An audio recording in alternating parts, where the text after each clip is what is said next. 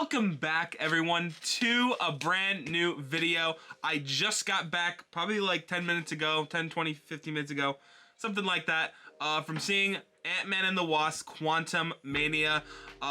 There's going to be two parts to this video. The first part is going to be all non-spoiler stuff, so if you haven't seen the movie yet, you can still stay around. There will definitely be a warning before the spoiler talk starts. You do not have to worry about possibly running into spoilers. Before we get started, if you guys are new here, please consider hitting that subscribe button if you guys like everything that I'm talking about here. Yeah, let's get into it. So, kind of right from the get-go in this movie, you get just seeing where Scott is in his life. You get references to Ant-Man and the Wasp, the original Ant-Man, just all of that stuff, a little bit of foreshadowing to come, yada, yada, yada. About midway through the movie, you really get to understand Kang's backstory. There's kind of like two big monologue moments where you'll get like a whole 10-minute section and then a little bit more from this and a little bit more from that. You'll get plenty to know about Kang. And honestly, if it's anything, you know, I just absolutely love the way they did his backstory. And I love the way that they connected it to our main cast as well. As for the quantum realm itself, it just plays a really fun role, just kind of at like the center of the movie. It's kind of like the groundwork for everything that happens throughout the film. I really enjoyed getting to see all the different creatures and just all the different weird things that go on in the quantum realm.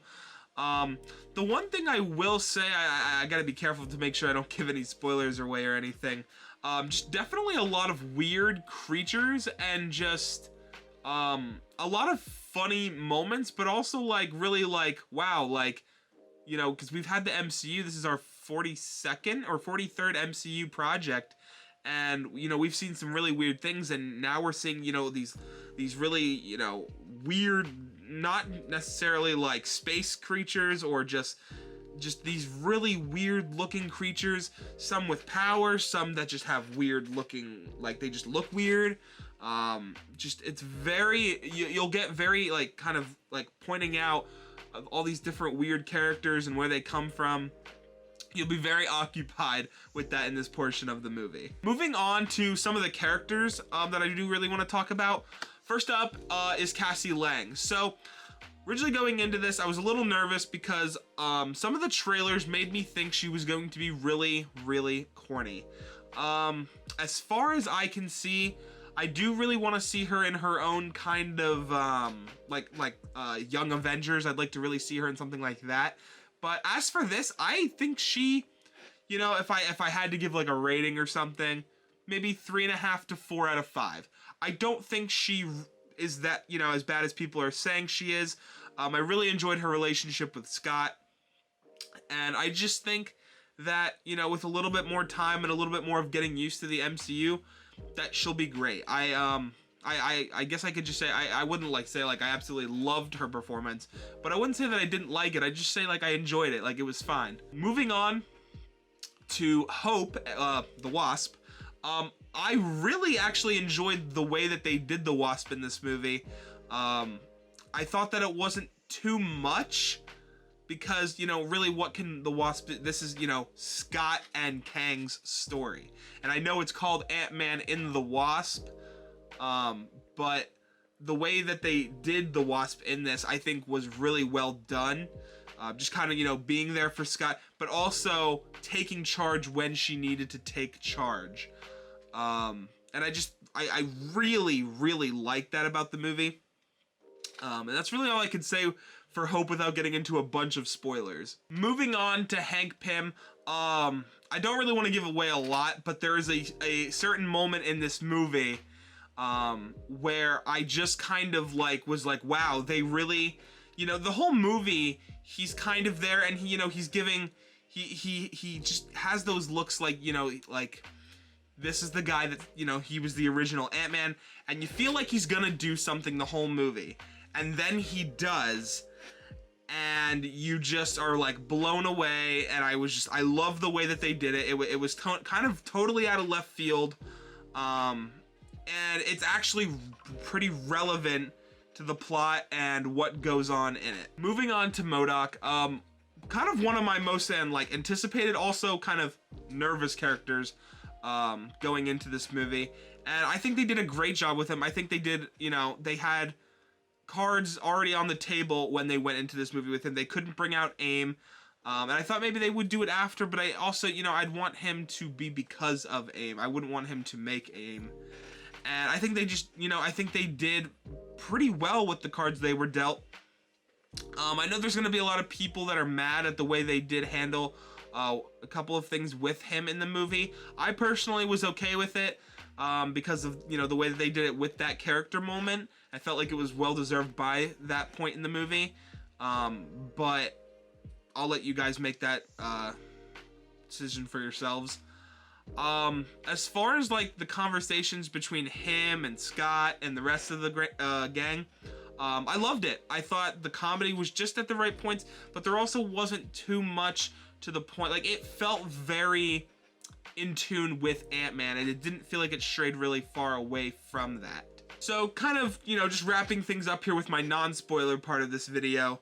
I think this is a solid start to Phase 5. I've heard a lot of people say that they think that this, this is episode 1 of, this is really the start of Phase 5 and Kang, and it absolutely is. They're just 100% correct.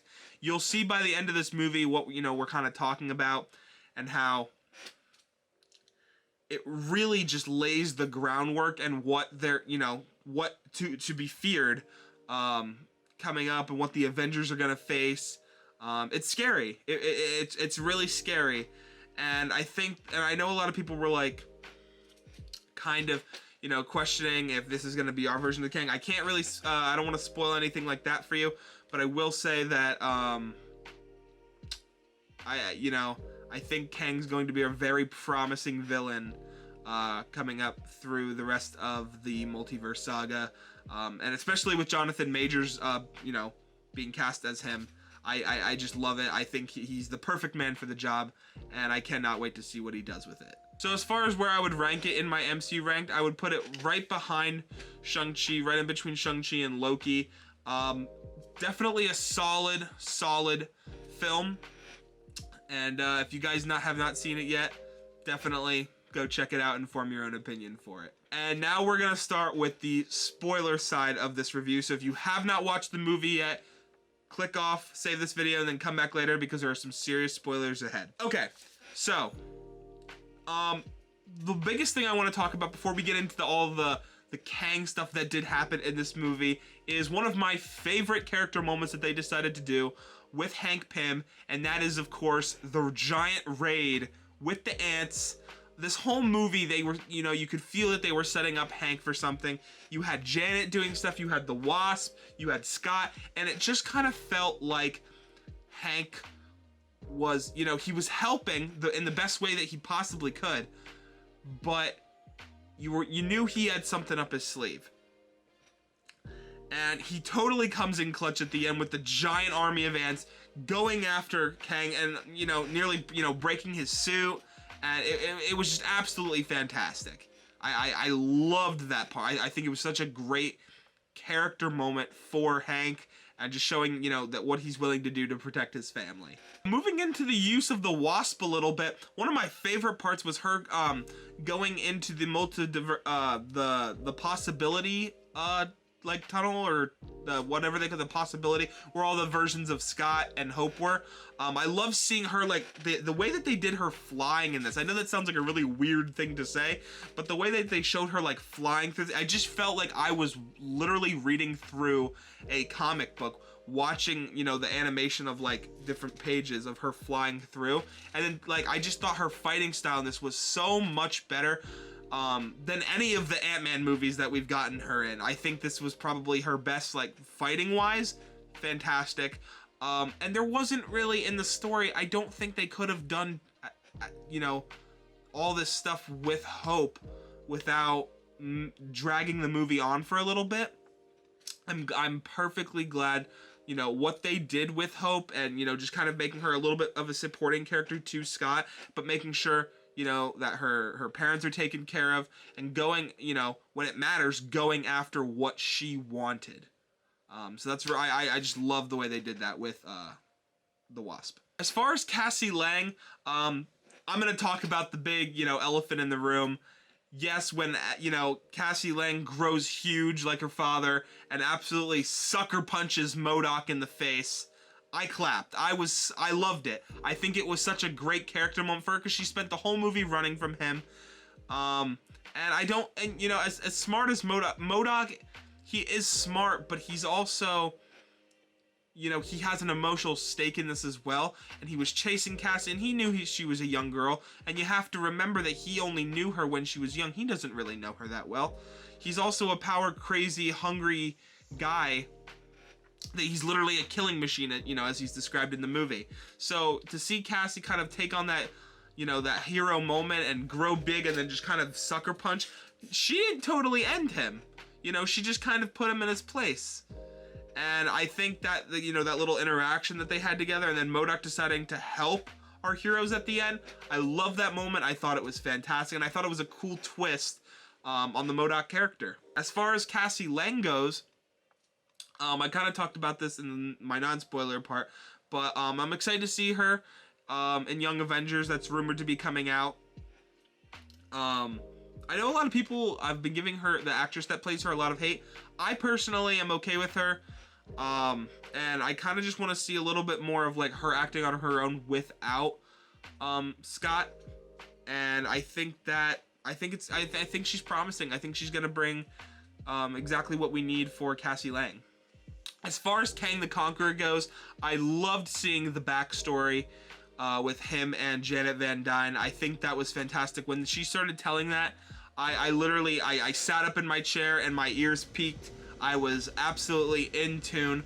The way, you know, the looks that he gives to everyone, you know, out of desperation, you know, you know what he's doing, and you still almost fall for it. You almost feel bad for him, because this guy, all he wants is, you know, in his mind, he wants this sense of being safe from the other Kangs, and, you know, he's been abolished here, and he just wants that, feeling of he's on top and no one can hurt him. But he really doesn't care who gets in the way of that, and I just think that makes him one of the best villains in the MCU, maybe the best villain in the MCU. His emotional range in this movie literally was like insane, and the story of that Janet has with him and the reason she doesn't want to talk about it, I loved the way they did that, because, you know, I'm thinking the whole movie to myself, why doesn't she want to talk about it? It's because of what she did to these people. She doesn't want them to think bad of her, and I can understand that. I loved the way they, you know, they kind of infused that with what we already knew about, you know, the quantum realm in Ant-Man and the Wasp. And I just think, you know, they did a really good job with Kang's backstory. I loved his fighting style, and just him and Scott going at it. Fantastic, especially when Scott, you know, was really large and he was, you know, yelling Kang's name from across, you know, the other side of his kingdom.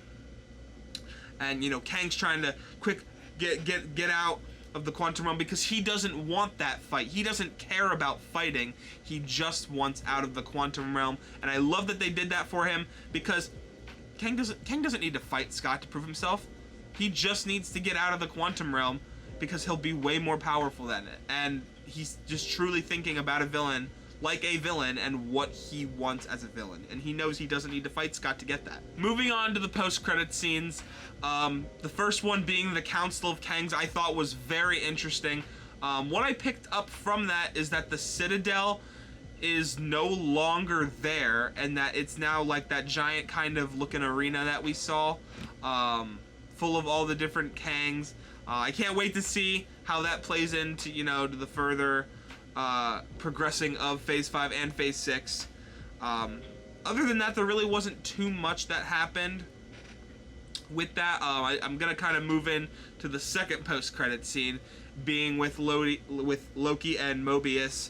I loved that part. I'm not quite sure if you know, if that's Nathaniel Richards, right before, you know, discovering his time travel thing.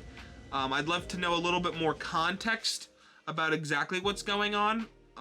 It doesn't seem to be a version of Kang yet, but I could totally be wrong because Kang likes to pull off disguises, as we clearly saw in the first post-credit scene. You know, him being a pharaoh, him being all these different costumes. And yeah, I just think that this movie did a lot for the MCU in general. It really, you know, took this idea of one linear thing and it really opened it up. One thing I think it did really well is for people that don't know, you know, are confused a little bit about the quantum realm. It helped a lot, and I just think that moving forward, this is going to be that movie that I constantly come back to. You know, if I'm like, oh, how does the quantum realm work? Or how does, you know, Kang work?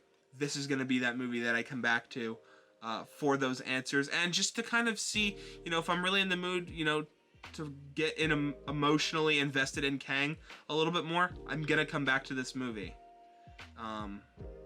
So to kind of sum everything up, I really enjoyed this movie. I've seen a lot of people who are hating on this movie a lot, saying, you know, they don't like this, they don't like that.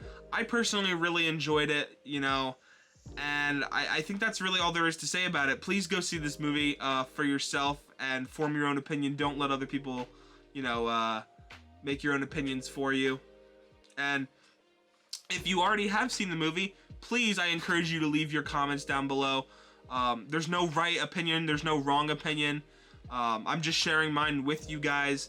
And I can't wait to see what else, you know, what you guys think about the movie as well. I'd love to have a conversation down with you guys in the comments. And with that said, guys, I will see you all in the next video. Peace, everyone.